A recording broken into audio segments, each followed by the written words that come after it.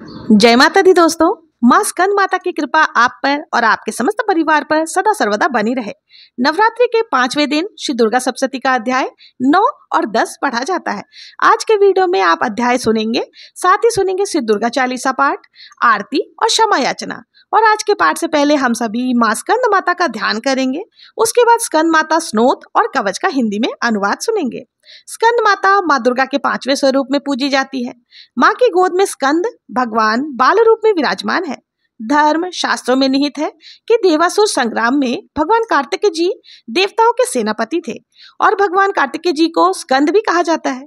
मान्यता है कि जिस भक्त पर स्कंद माता की कृपा हो जाती है, उसके मन और मस्तिष्क में अपूर्व ज्ञान की उत्पत्ति हो जाती है। माँ की 4 भुजाएं हैं। इन्होंने दाहिनी तरफ की ऊपरी भुजा में स्कंद भगवान को गोद में पकड़ा हुआ है। नीचे की भुजा में कमल का पुष्प है। बाईं तरफ की ऊपरी भुजा पर मुद्रा में है और वहीं नीचे वाली भुजा में कमल का पुष्प धारण करती है। माँ कमल के आसन पर भी विराजमान रहती है और सिंह की सवारी करती है। मान्यता है स्कंद माता की पूजा करने वाले साधक को मृत्यु लोक में ही स्वर्ग समान सुखों की प्राप्ति होती है। स्कंद माता की कृपा से निज संतानों को संतान सुख प्राप्त होता है।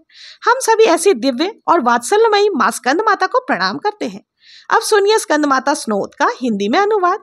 मैं मनवांछित लाभ प्राप्त करने के लिए सभी तरह के मनोरथों को पूरा करने वाली, मस्तक पर अर्धचंद्र को धारण करने वाली, सिंह की सवारी करने वाली, 4 भुजाओं वाली और यश प्रदान करने वाली स्कंद माता की वंदना करती हूँ। स्कंद माता उजले रंग की है। हमारे विशुद्ध चक्र में निवास करे उस मजबूत बनाती है। वे दुर्गा माता का 5वां रूप है, जिनके 3 नेत्र हैं। इन्होंने अपने 4 भुजाओं में से 2 में कमल पुष्प पकड़ रखा है, एक से कार्तिकेय जी को पकड़ रखा है, जबकि एक हाथ में अभय मुद्रा में है। स्कंद माता पीले रंग के वस्त्र धारण करती हैं। उनके मुख पर स्नेह के भाव हैं और उन्होंने नाना प्रकार के आभूषणों से अपना अलंकार किया हुआ है। उन्होंने अपने शरीर पर मंजीरे, हार, कयोर, किंकड़ी और रत्नों से जड़ित कुंडल धारण किए हुए हैं। मैं प्रसन्न मन के साथ स्कंद माता की आराधना करती हूँ। उनका स्वरूप बहुत ही सुंदर, कमनीय, रमणीय और वैभव युक्त है। तीनों लोकों में उनकी पूजा की जाती है। स्कंद अर्थात कार्तिकेय जी को गोद में ली हुई है। स्कंद माता को मेरा नमन है। सृष्टि के सभी तत्व उन्हीं के अंदर समाये हुए हैं। स्कंद माता सागर की गहराइयों में भी वास करती है और हमें ऊर्जा प्रदान करती है। वे शिव की अर्धांगिनी है। वे ही हम सभी को प्रकाश देती है। उन्होंने अपने मस्तक पर सोने का मुकुट पहन रखा है। उनके मस्तक पर सूर्य के समान आभा है, जो संपूर्ण विश्व में प्रकाश करती है। वे सभी इंद्रियों की स्वामिनी है और ब्रह्मपुत्रों के द्वारा पूजनीय है, अर्थात सभी वेद भी उनकी महिमा का वर्णन करते हैं। देवता और राक्षस दोनों ही माँ स्कंद माता के इस निर्मल और आदि रूप की आराधना करते हैं। स्कंद माता देवी हमारे सभी तरह के दोषों को, विकारों का निवारण कर देती है। वे हमारे शरीर और मन को स्वस्थ रखने का कार्य करती है और हमारा उद्धार कर देती है। स्कंद माता ने तरह तरह के आभूषणों से अपना श्रृंगार किया हुआ है। देवराज इंद्र भी उनकी आराधना करते हैं। वे सृष्टि के सभी तत्वों में समाहित है और सभी लोगों का भार उन्हीं के ऊपर है।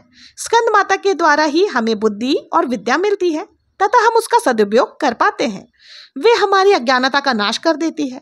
वे कमल पुष्प में निवास करने वाली और शुभ फल देने वाली है। स्कंद माता देवी इस सृष्टि के अंधकार को दूर कर देती है और उनका स्वभाव भगवान शिव के जैसा है। वो कामना करने योग्य है। उनके अंदर करोड़ों सूर्यों के समान शक्ति है और उन्हीं से इस पृथ्वी पर अर्थ का महत्व है। स्कंद माता अनादिकाल से है और इस सृष्टि के रचयिता है। उन्होंने ही हम सभी को प्रकाश देने का कार्य किया है। वे ही प्रजा का हित करने वाली उनकी स्वामिनी और माता है। हम सभी स्कंद माता को नमन करते हैं। वे हर बिगड़े हुए काम को बना देती है। वे हमेशा गतिमान है, हमेशा हरि का काम करने वाली है और माता पार्वती का रूप है। उनके अंदर अनंत शक्ति समाहित है। उनका तेज सबसे ज्यादा है। वे ही हमें यश, धन, भक्ति, मुक्ति का मार्ग सुझाती है।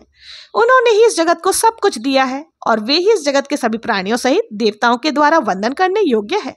वे ही हम सभी कार्य की ईश्वरी, तीनों लोकों में व्याप्त और आदि शक्ति है। इस प्रकार जो भक्तगण प्रतिदिन सच्चे मन के साथ स्कंद माता स्नोत का पाठ करते हैं, उनके सभी मनोकामनाएं शीघ्र पूर्ण हो जाती है। उन लोगों का मन नहीं भटकता और वो अपने कार्य को कुशलता पूर्वक कर पाते हैं। जिन लोगों को संतान प्राप्ति नहीं हो पा रही या कोई प्रकार की बाधा आ रही है, वो भी स्कंद माता की कृपा से संतान सुख पाते हैं। इसलिए भक्तों, प्रतिदिन सुबह और शाम स्कंद माता स्तोत्र का पाठ अवश्य करना चाहिए और इस स्तोत्र को दंपति को एक साथ सुनने से संतान सुख जल्दी प्राप्त हो जाता है। स्कंद माता संतानों की सुरक्षा करती है, उन्हें सद्बुद्धि और दीर्घायु प्रदान करती है। अपनी अपनी संतानों की सुरक्षा हेतु उनकी दीर्घायु और मंगल कामना के लिए इस स्तोत्र का पाठ अवश्य ही करना चाहिए। सभी प्रेम से बोलिए स्कंद माता की जय। अब आइए सुन लेते हैं दुर्गा सप्तशती का अध्याय 9 और 10। दुर्गा सप्तशती के 9वें अध्याय में निशुंभ वध का वर्णन किया गया है। राजा ने कहा, हे ऋषिराज, अपने रक्तबीज के वध से संबंध रखने वाला वृतांत मुझे सुनाया। अब मैं रक्तबीज के मरने के पश्चात क्रोध में भरे हुए शुंभ व निशुंभ ने जो कर्म किया वो सुनना चाहता हूँ। महर्षि मेधा ने कहा, रक्तबीज के मारे जाने पर शुंभ और निशुंभ को बड़ा क्रोध आया और अपनी बहुत बड़ी सेना का इस प्रकार सर्वनाश होते देखकर निशुंभ देवी पर आक्रमण करने के लिए दौड़ा। उसके साथ बहुत से बड़े बड़े असुर देवी को मारने के लिए दौड़े। महापराक्रमी शुंभ अपनी सेना सहित चंडिका को मारने के लिए बढ़ा। फिर शुंभ और निशुंभ का देवी से घोर युद्ध होने लगा। वो दोनों असुर इस प्रकार देवी पर बाणों की वर्षा करने लगे जैसे मेघों से वर्षा हो रही हो। उन दोनों के चलाए हुए बाणों को देवी ने अपने बाणों से काट डाला और अपने शस्त्रों की वर्षा से उन दोनों दैत्यों को चोट पहुंचाई। निशुंभ ने तीक्ष्ण तलवार और चमकती हुई ढाल लेकर देवी के सिंह पर आक्रमण किया। अपने वाहन को चोट पहुंची हुई देखकर देवी ने अपने शुभ्र नामक बाण से निशुंभ की तलवार व ढाल दोनों को ही काट डाला। तलवार और ढाल कट जाने पर भी निशुंभ ने देवी पर शक्ति से प्रहार किया। देवी ने अपने चक्र से उसके 2 टुकड़े कर दिए। फिर क्या था, दैत्य मारे क्रोध के जल भुन गया और उसने देवी के मारने के लिए उसकी ओर शूल फेंका, किंतु देवी ने अपने मुक्के से उसको चूर चूर कर डाला। फिर उसने देवी पर गदा से प्रहार किया। देवी ने त्रिशूल से गदा को भी भस्म कर डाला। इसके पश्चात वह फरसा हाथ में लेकर देवी की ओर लपका। देवी ने अपने तीक्ष्ण बाणों से उसे धरती पर सुला दिया। अपने पराक्रमी भाई निशुंभ के इस प्रकार से मरने पर शुंभ क्रोध में भरकर देवी को मारने के लिए दौड़ा। वो रथ में बैठा हुआ उत्तम आयुध से सुशोभित अपनी 8 बड़ी बड़ी भुजाओं से सारे आकाश को ढके हुए था। शुंभ को आते हुए देखकर देवी ने अपना शंख बजाया और धनुष की टंकार का अत्यंत दुस्साह शब्द किया। साथ ही अपने घंटे के शब्द से, जो कि संपूर्ण दैत्य सेना के तेज को नष्ट करने वाला था, संपूर्ण दिशाओं को व्याप्त कर दिया। इसके पश्चात देवी के सिंह ने भी अपने दहाड़ से, जिसे सुन बड़े बड़े बलवानों के मद चूर चूर हो जाते थे, आकाश, पृथ्वी और 10 दिशाओं को पूरित कर दिया। फिर आकाश में उछलकर काली ने अपने दांतों तथा हाथों पर पृथ्वी पर पटका। इसके ऐसा करने से ऐसा शब्द हुआ जिससे कि उसके पहले के सारे शब्द शांत हो गए। इसके पश्चात शिवदूती ने असुरों के लिए भय उत्पन्न करने वाला अट्टहास किया, जिसे सुनकर सब दैत्य थर्रा उठे और शुंभ को बड़ा क्रोध आया। फिर अंबिका ने उसे, अरे दुष्ट, खड़ा रहे कहा तो आकाश से सभी देवता जय हो बोल उठे। शुंभ ने वहां आकर ज्वालाओं से युक्त एक अत्यंत भयंकर शक्ति छोड़ी, जिसे आते देखकर देवी ने अपने मोहलका नामक शक्ति से काट डाला। हे राजन, फिर शुंभ के सिंहनाद से तीनों लोक व्याप्त हो गए और उसकी प्रतिध्वनि से ऐसा घोर शब्द हुआ जिससे इससे पहले के सभी शब्दों को जीत लिया। शुंभ के छोड़े हुए बाणों को देवी ने और देवी के छोड़े हुए बाणों को शुंभ ने अपने बाणों से काट सैकड़ों और हजारों टुकड़ों में परिवर्तित कर दिया। इसके पश्चात जब चंडिका ने क्रोध में भरकर शुंभ को त्रिशूल से मारा तो वो मूर्छित होकर पृथ्वी पर गिर पड़ा। जब उसकी मूर्छा दूर हुई तो वह धनुष लेकर आया और अपने बाणों से उसने देवी काली का सिंह को घायल कर दिया। फिर उस राक्षस ने 10,000 भुजाएं धारण करके चक्रादि आयुधों से देवी को आच्छादित कर दिया। तब भगवती दुर्गा ने कुपित होकर अपने बाणों से उन चक्रों तथा बाणों को काट डाला। यह देखकर निशुंभ हाथ में गदा लेकर चंडिका को मारने के लिए दौड़ा। उसके आते ही देवी ने तीक्ष्ण धार वाले खड्ग से उसकी गदा को काट डाला। उसने फिर त्रिशूल हाथ में ले लिया। देवताओं को दुखी करने वाले निशुंभ को त्रिशूल हाथ में लिए आता देखकर चंडिका ने अपने शूल से उसकी छाती पर प्रहार किया और उसकी छाती को चीर डाला। शूल विद्रीन हो जाने पर उसकी छाती में से एक उस जैसा ही महाप्रक्रमी दैत्य ठहर जा कहता हुआ निकला। उसको देखकर देवी ने बड़े जोर से ठहाका लगाया। अभी वो निकलने भी ना पाया था कि उसको सिर अपनी तलवार से काट डाला। सिर के कटने के साथ ही वो पृथ्वी पर गिर पड़ा। तदंतर सिंह दहाड़ दहाड़ कर असुरों का भक्षण करने लगा और काली शिवदूती भी राक्षसों का रक्त पीने लगी। कौमारी की शक्ति से कितने ही शिवदूती से महादैत्य नष्ट हो गए। ब्रह्मा जी के कमंडल के जल से कितने ही असुर समाप्त हो गए। कई दैत्य महेश्वरी के त्रिशूल से विद्रीन होकर पृथ्वी पर गिर पड़े और कई बाराही के प्रहारों से छिन्न भिन्न होकर धराशायी हो गए। वैष्णवी ने भी अपने चक्र से बड़े बड़े महापराक्रमियों का कचूमर निकालकर उन्हें यमलोक भेज दिया और ऐन्द्री से कितने ही महाबली राक्षस टुकड़े टुकड़े हो गए। कई दैत्य मारे गए, कई भाग गए, कितने ही काली, शिवदूती और सिंह ने भक्षण कर लिए। कई दैत्य महायुद्ध से भाग गए तथा कितने ही काली, शिवदूती तथा सिंह के ग्रास बन गए। जय माता दी। इस प्रकार श्री मार्कंड पुराण में सार्वनिक मवंतर की कथा के अंतर्गत देवी महात्म्य में निशुंभ वध का नाम का 9वां अध्याय पूर्ण हुआ। अब आइए सुनते हैं 10वां अध्याय, जिसमें शुंभ वध का वर्णन किया गया है। 10वें अध्याय को शुरू करने से पहले हम सब मिलकर मां जगदम्बे का ध्यान करते हैं। मैं मस्तक पर अर्धचंद धारण करने वाली शिव शक्ति स्वरूपा भगवती कामेश्वरी का हृदय में चिंतन करती हूँ। वे तपाए हुए स्वर्ण के समान सुंदर हैं।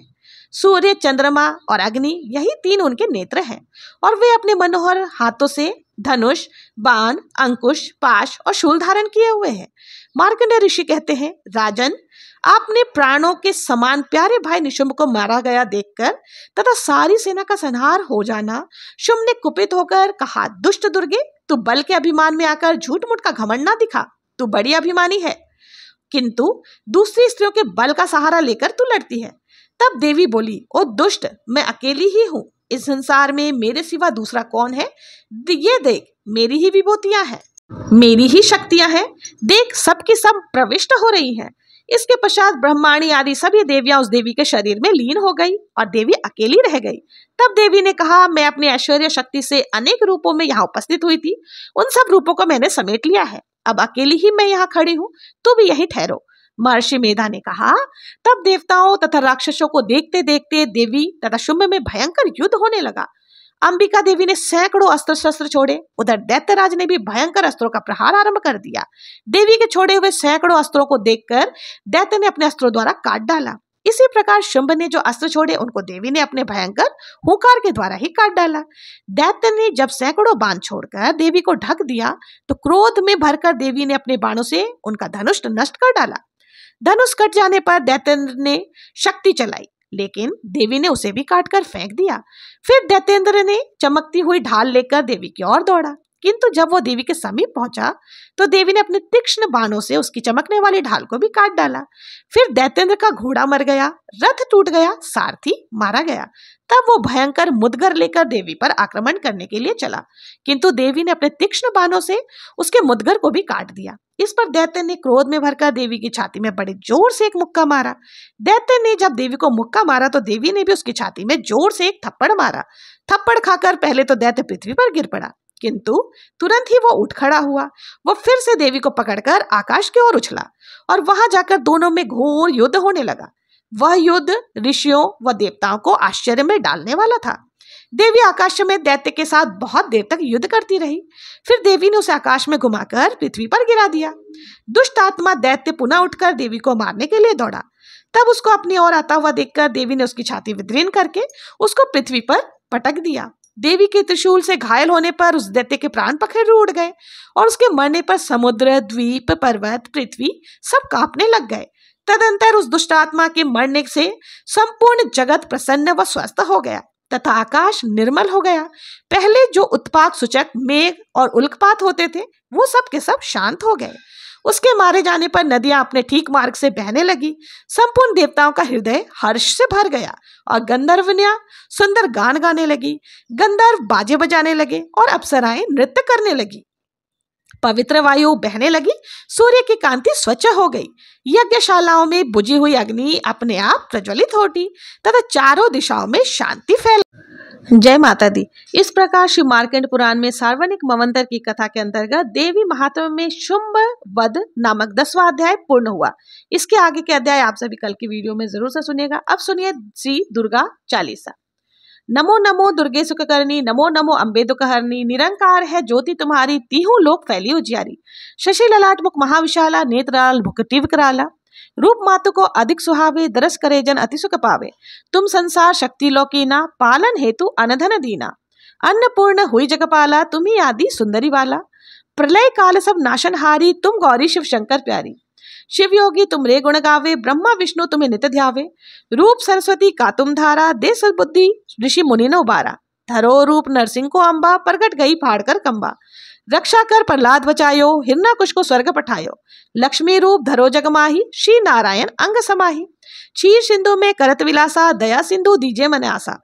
हिंगलाज में तुम्ही भवानी, महिमा अमित न जाए बखानी। मातंगी बुधुमावती माता, भुवनेश्वरी बगला सुखदाता। श्री भैरव तारा जगतारिणी, छिन्न भाल भव दुख निवारिणी। केहरी वाहन सो भवानी, लांगूर वीर चलत अगवानी। कर में खप्पर खंग विराजे, जाको देख काल डर बाजे। शोहे अस्त्र और त्रिशूला, जाते उठत शत्रु ही शूला। नगर कोट में तुम्ही विराजत, तीहू लोक में डंका बाजत। शुंभ निशुंभ दानव तुम मारे, रक्त बीज संकन संहारे। महिषासुर अति अभिमानी, जय अकबार मही अकुलानी।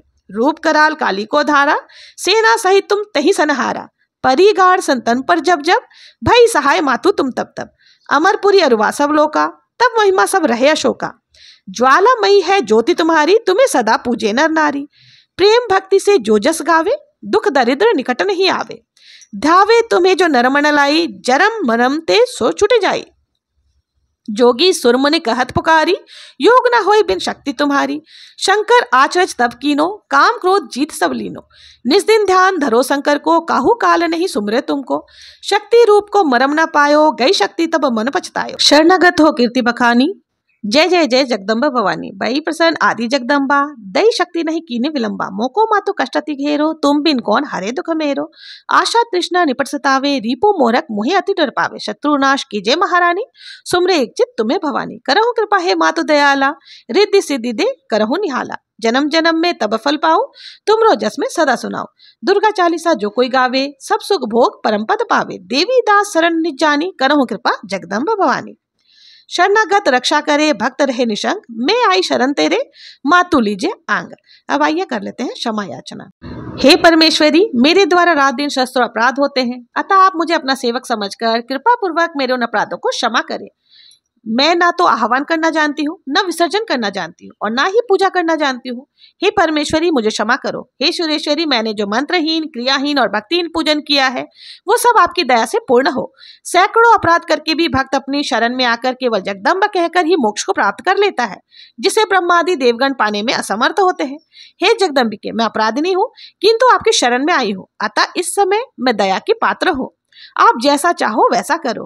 अज्ञानवश या बुद्धि भ्रम होने के कारण भूल से जो कुछ भी मैंने कम या अधिक कर दिया हो, हे देवी, हे परमेश्वरी, अब सभी अपराध को क्षमा करो और प्रसन्न हो। हे जगन माता, हे कामेश्वरी, सच्चिदानंद स्वरूपिणी परमेश्वरी, आप मेरी प्रेम पूर्वक यह पूजा स्वीकार करो और मुझ पर प्रसन्न हो। आप गुप्त से गुप्त की रक्षा करने वाली हो। आप मेरे किए हुए इस जप को ग्रहण करके मेरे सभी अपराधों को क्षमा करो। हे देवी, हे महेश्वरी, आपकी कृपा से मुझे सिद्धि की प्राप्ति हो। जय माता दी।